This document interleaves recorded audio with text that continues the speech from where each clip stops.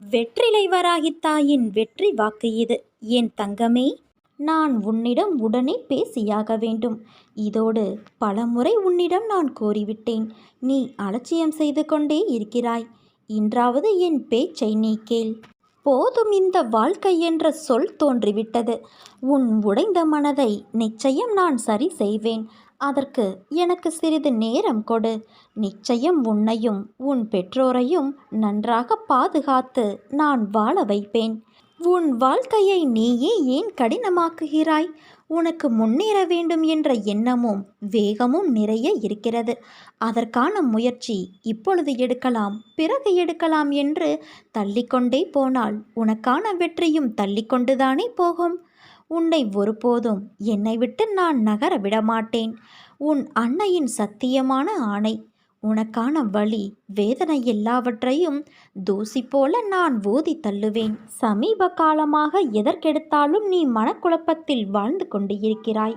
நிம்மதி இல்லை, பயம் சூழ்ந்து கொண்டது. என்ன செய்வது, யாரால் இந்த நிலை என்றெல்லாம் திகைத்தபடி வாழ்க்கையை நகர்த்துகிற உனக்கு நன்மை செய்வதற்காக உன்னிடம் நான் பேசுகிறேன். உன்னை பிடிக்காதவர்களால் உனக்கு இந்த நிலை ஏற்பட்டுள்ளது என்பது உண்மைதான். உடனிருந்தே கழுத்தரிக்கும் சந்தர்ப்பவாதிகளின் மத்தியில் நீ வாழ்ந்து கொண்டு இருக்கிறாய். இதனால் உனக்கு சங்கடங்கள் நேர்ந்தபடி இருக்கின்றன. மனசாட்சிக்கு பிடிக்காத விஷயங்களை பகிர்ந்து கொள்ள கட்டாயப்படுத்தப்படுகிறாய். எது உனக்கு பிடிக்காதோ அதில் தள்ளப்படுகின்றாய். உனது கைகள் கட்டப்படுகின்றன. பிறரது வாய் எதை முணுமுணுக்க வேண்டுமோ அதை உன் உதடுகளால் உச்சரிக்க வைக்கிறார்கள். இதனால் உனக்கு பிரச்சனைகள், மன இறுக்கம் வந்து போகின்றது. தைரியமாக எதையும் உன்னால் செய்ய முடிந்தாலும் செய்ய விடமாட்டார்கள். உன்னால் சாதித்து காட்ட முடியும், ஆனால் சாதிக்க விடமாட்டார்கள். உன்னை சுற்றி இருக்கும் வாள்கள் பேசும். தலையாகி நீ வாளை போல தலையைத்தான் ஆட்ட வேண்டியிருக்கும். இது காலத்தின் கட்டாயமல்ல, கயவர்களால் ஏற்படும் நிர்பந்தம். நிர்பந்தங்கள் உன்னை நெருக்குவதால் நிம்மதி உன்னை விட்டு விலகுகிறது. பல பல சிந்தனைகளும் வந்து போவதால் குழப்பமான சூழ்நிலையில் நீ இருக்கின்றாய். அதற்கு முன் உன்னில் சிறிது மாற்றத்தை உருவாக்க உனது ஒத்துழைப்பு எனக்கு தேவை. என்னுடைய குணங்கள் எனது தலைமைக்கான ஆதாரங்கள். இதை உன்னளவுக்கு நான் சுருக்கி காட்டுகிறேன். சுயத்தன்மையோடு இருக்க முயற்சி செய். அப்பொழுதுதான் எல்லா இடத்திலும் உன்னால் தலைமை பொறுப்பில் இருக்க முடியும். வாழ்க்கையில் தலைமை பண்பு என்பது மிகவும் அவசியம். பிரச்சனைகள் என்பவை எப்போதும் தனித்திருப்பவை கிடையாது. அது பாலில் வெண்ணெயைப் போல பதுங்கியே இருந்து கொண்டு இருக்கும். சமயம் வரும்போது நம்மை பாதிக்கவும் முயற்சி செய்யும். பயப்படாதே. உன்னோடு உன் அன்னையான நான் இருந்து வழி நடத்தி உனக்கு தனி இடத்தை தருவேன். நீ தைரியமாக இரு. உன்னோடு தான் நான் இருக்கின்றேன். உனக்காக யுத்த களத்தில் இறங்கி நான் வேலை செய்ய காத்திருக்கின்றேன். எல்லாவற்றிற்கும் மேலாக உன்னோடு உன் அன்னையான நான் இருக்கிறேன் என் குழந்தையே. உனக்கு நல்ல காலம் நெருங்கி கொண்டு இருக்கிறது. நம்பிக்கையை இழந்து விடாதே குழந்தையே. உன் வாழ்க்கையானது களை கட்டப்போகிறது. என் வாக்கு என்றுமே பொய்யாகாது என்பது உனக்கே தெரியும் அல்லவா? தக்க சமயத்தில் உன்னை தேடி வந்து வேண்டியதை தந்து உன்னை வழிநடத்தி செல்லவே உன் அன்னையான நான் இருக்கிறேன். நீ விரும்பிய தோற்றத்தில் நான் உன் கண்முன் தோன்றுவேன். நிரந்தரமில்லாத இந்த உலகத்தில் எதன் மீதும் ஆசை வைக்காதே. எதுவும் இங்கு நிரந்தரமில்லை. இருக்கும் வரை மகிழ்ச்சியாக இரு. பணிந்து போக தெரிந்து கொள். தவறு இல்லை. உறவுகளை வெறுக்காதே. ஒரு நாள் நிச்சயம் விடியும். உன்னை புரிந்து கொண்டு உன்னை தேடி பிரிந்த உறவுகள் ஓடி வரும். யாராக இருந்தாலும் உடன் பிறந்தவர்களோ, நெருங்கிய நண்பர்களோ, நம்பிக்கையான உறவுகளோ, கேளிக்கையாக நினைத்து ஏளனமாக பேசாதே. நீ காண்பது அனைத்துமே மாயை. இந்த பரந்த உலகத்தில் அறிமுகமாகும் அனைத்தும் மாயை. எதுவும் நிரந்தரமில்லை. இந்த தருணத்தில் விட்டு சென்றவர்களை நீ தேடி போக தயாராக இரு. அதில் தவறு இல்லை. ஒதுக்கி வைத்து பார்த்து ரசிக்க நினைக்காதே. உன் தலைமுறை செழிப்பாக இருக்க எதை வேண்டுமானாலும் செய்யலாம். உனக்கும் எனக்கும் பூர்வ ஜென்ம புண்ணியமில்லை என்றால் நாம் வாழும் வாழ்க்கைக்கு அர்த்தமில்லாமல் போய்விடும். உனக்கு நான் குருவாக இருப்பது அர்த்தமில்லாமல் போய்விடும்.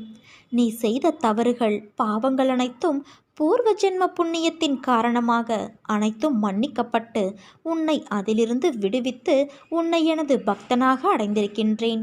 கவலைப்படாதே, கலங்காதே. எனக்காக காத்திரு குழந்தையே. உனக்காக உன் அன்னையான நான் காத்திருக்கிறேன். நம்பிக்கையோடு இரு. நம்பிக்கைதான் வாழ்க்கை. ஏன் இந்த ஆவேசம் உன்னிடம்? நீ சந்திக்கும் பிரச்சனைகளை உன் அன்னையான நான் வேடிக்கை பார்த்து கொண்டு இருக்கிறேன் என நினைக்கிறாயா? என்னை நினைத்தாலே உன் கண்முன் தோன்றுவேன். நீ அழைக்கும்போது நான் உன்னிடத்தில் இல்லாமல் இருப்பேனா? உன் சூழ்நிலைகள் உன்னை நிலை தடுமாற வைக்கிறது. ஏதோ எண்ணங்கள் உன்னில் வட்டமிட்டபடி சுற்றி கொண்டு இருக்கிறது. உன் மனநிலை அழகிய கோலங்களாயிருந்த நிகழ்வை தாண்டி இன்று உன்னை நீயே வெறுக்கும் அளவிற்கு அலங்கோலமாய் உன்னை படுத்தி எடுக்கிறது. புத்தியும் மனமும் நேராக இருந்தால்தான் எண்ணங்களும் சிந்தனைகளும் தெளிவாகும். நாம் செய்கின்ற காரியத்தின் அசைவுகள் என்னவென்று புலப்படும். உன் மனதில் மேல்திரையாய் உன்னை மந்தமாக்கும் வெளி முகம் முடியெடு. உன் எண்ணங்கள் தெளிவாகும். சிந்தனைகள் வலுப்படும்.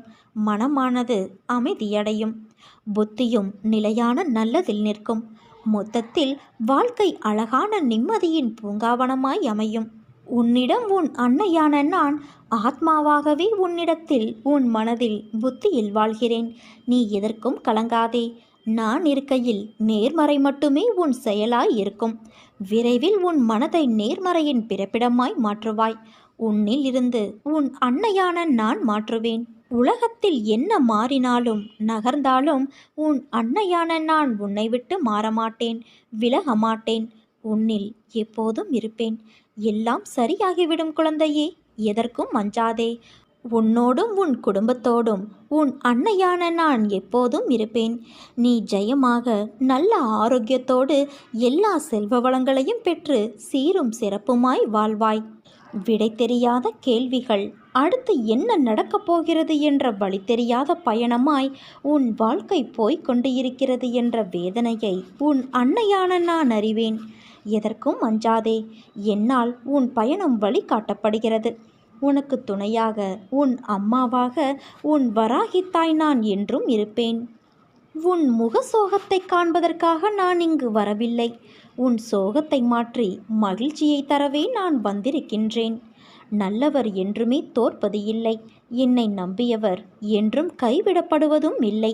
உன் வாழ்க்கையில் நடக்கும் ஒவ்வொரு நிகழ்வுகளுக்கு பின்னாலும் ஒவ்வொரு அர்த்தம் உண்டு. எல்லாம் செயல்களுக்கான பயனும் உண்டு. உனக்கு நடந்த, நடக்கின்ற, நடக்கப் போகின்ற அனைத்தையும் நான் அறிவேன் குழந்தையே. உன்னை பாதுகாக்கவே உன் வாழ்வுக்குள் வந்தேன். உன்னை சீர்திருத்தவே இத்தனை நிகழ்வுகளும் நடக்கிறது. நிச்சயம் நீ செம்மை அடைவாய். உனக்குள்ளும் வெளியேயும் நான் இருக்கிறேன். உன் கையை என்ன ஆனாலும் நான் விட மாட்டேன். நீயும் என் கையை பிடித்துதான் உன் வாழ்க்கையில் நடை போடுவாய். பிறந்த குழந்தையின் கையை பிடித்தால் அது கெட்டியாக பிடித்து கொள்ளும். அந்த பிஞ்சு கைதான் நீ. உன் கைக்கு துணை கொடுக்கும் கைதான் உன் அம்மாவின் கை. என்னால் உன் குடும்பம் ஆசீர்வதிக்கப்பட போகிறது. கவலையின்றி இரு. எத்தனை துயரங்கள் வந்தாலும் தளர்ந்து போகாதே. நான் உன் மனதில் ஆழமாக இருக்கும்போது எதற்கும் கலங்காதே. நீ மற்றவர்களைப் போல இல்லாமல் அனைவரது மனதையும் கவரும் அளவிற்கு நடந்து கொள்வாய். யார் எதை கேட்டாலும் தந்துவிடும் நற்குணம் இயற்கையாகவே உனக்கு உண்டு. உன்னை துரத்தியவர் மத்தியில் எதிர்த்து நின்று செயல்படுவாய். உன் துன்பங்கள் மறையப் போகிறது குழந்தையே. கர்ம பலன்களிலிருந்து நீ விடுபடப் போகிறாய். அனைத்தும் மாறப்போகிறது. எதற்காகவும் எந்த சூழ்நிலையிலும் கலங்காதே. எவரையும் கண்டு அஞ்சாமல் நீ நீயாக இரு. வேண்டியதை தருவதற்கு உன் அன்னையான நான் இருக்கிறேன். எதை வேண்டுமானாலும் செய்.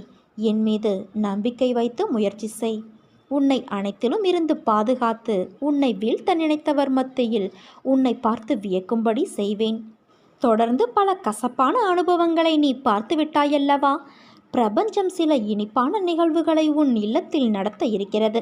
அது உன் எண்ணத்தில் உள்ள நேர்மறை சிந்தனைகளோடு இணைந்து செயல்படும். இந்த காலகட்டத்தில் எல்லா கசப்பான அனுபவங்களையும் மறந்துவிட்டு நேர்மறையாக எந்த நன்மை உன் வாழ்வில் நடக்க வேண்டுமோ அதை பற்றி நேர்மறையாக சிந்தனைகளை உருவாக்கு. இல்லத்தில் மகிழ்ச்சிக்கான இந்த தருணத்தை நீ மகிழ்ச்சியோடு ஏற்றுக்கொண்டு இயல்பாக இரு. உன் மனக்குமுறல் நான் அறிந்ததுதான். என்னை எத்தனை திட்டி தீர்த்தாலும் உன்னுடனே நான் இருப்பேன் என்பதே நிதர்சனமாகும். பொறுமையாக இரு. உன் அன்னையான நான் உன் வாழ்வில் நல்லதையே நடத்துவேன். நான் உன் வீட்டிற்கு வந்துவிட்டேன். உன்னை கவனித்து கொண்டு இருக்கிறேன். தினமும் உன் முகம் வாடி போகிறது. என்னிடம் நீ வைத்த வேண்டுதல்கள் நடக்குமா நடக்காதா என்று கொஞ்சம் நம்பிக்கை குறைவோடு நீ சிந்திக்கின்றாய். அந்த எண்ணம் உனக்கு எதிராக மாறிவிடும் குழந்தையே. நம்பிக்கையை கைவிடாதே, முயற்சியை கைவிடாதே. உன் வீட்டிற்கு வந்துவிட்ட என்னிடம் நீ இன்முகத்தோடு பேசு. வாழ்க்கையில் சந்தோஷம், நிம்மதி இவற்றையெல்லாம் நீ தேடுவது எனக்கு வியப்பாய் உள்ளது. ஏன் அம்மா இப்படி சொல்கிறீர்கள் என்றுதானே கேட்கிறாய்? சந்தோஷம் என்பது உலகப் பொருட்களில் இல்லை, உள்ளத்தின் உணர்வுகள். அவை உனக்கு உணர்த்தும் பொருளில்தான் இருக்கிறது. நிம்மதி நீ கை நீட்டி உதவி செய்வதால் மட்டும் வருவதல்ல. மனதார இவர் நன்றாக இருக்க வேண்டும் என்று ஆத்மார்த்தமாக நினை. உனக்கு நிம்மதி என்ற காற்று தென்றலாய் வீசும். என்றைக்கும் சந்தோஷமும் நிம்மதியையும் வெளியே தேடாதே. ஏனென்றால் அது வெளியே இல்லை, உனக்குள்தான் உன்னை மாற்றும் எல்லா மாறுதல்களும் இருக்கிறது. உன்னை பக்குவப்படுத்தவே சில நிகழ்வுகளை நான் உனக்குள் நிகழ்த்துகிறேன். அந்த நிகழ்வுகள் மாற்றம் என்றால் என்ன, பக்குவம் என்றால் என்ன, அதன் சாயலை உனக்கு புரிய வைக்கும். அந்த பக்குவம் உன் வாழ்க்கைக்கு ஏணியாக பயன்படும். ஏணியாக உள்ள படிகளாய்த்தான் நீ உருவாகி கொண்டு இருக்கிறாய். சிறிது பொறுமையாகவும் நம்பிக்கையோடும் இருந்தால், உன்னை நீ ஏதாவது மாற்றி திருத்திக் கொள்ள நினைத்தால் கண்ணாடியை பார். உனக்கான மாற்றம் எப்படி உன்னை திருத்திக் கொள்ள வேண்டும் என்ற வழி உனக்கே புரியும். அதனால் நீ எதற்கும் கலங்காதே. கஷ்டங்களும் துன்பங்களும் வருகிறதே என்று நினைத்து வருந்தாதே. அப்படி வருவது எதுவானாலும் அது தீவினை பயன். விதைத்தவுடன் அறுவடைக்கு செல்வது எப்படி மடத்தனமோ, அப்படித்தான் வேண்டியது உடனடியாக பலிக்க வேண்டும் என நினைப்பது. உன் வேண்டுதல் கேட்கப்பட்டு அதற்கான வழிகள் உருவாகி கொண்டு இருக்கிறது. ஏற்ற காலத்தில் எல்லாமே சுலபமாக சுமூகமாக முடியும் என என்னிடம் நீ வேண்டியவுடனே தெரிந்து கொள்ள வேண்டும்.